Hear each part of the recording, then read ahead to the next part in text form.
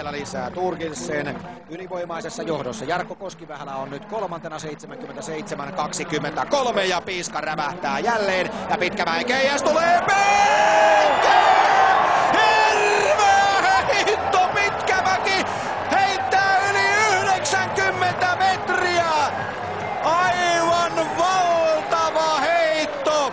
Ja täällä kuortaneen yleisö, osa putoaa penkiltä ja osa pyörtyy muuten vain. Nimittäin Tero Pitkämäki tekee nyt kyllä sellaisen paukun, että suomalaisten odotukset ovat kyllä nyt taivaissa.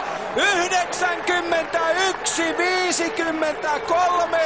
Tero Pitkämäki, 22-vuotias Nurmon urheilija, tempaisee kyllä sellaisen siivun, että hyvä etteivät täällä osa porukkaa todella nouse jo pilviin. Aivan mieletön heitto. Keihäs nousee loistavissa oloissa korkealle ja se lentää kauas, se lentää pitkälle.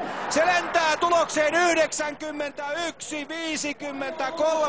Tässä on maailman tilaston uusi ykkösmies.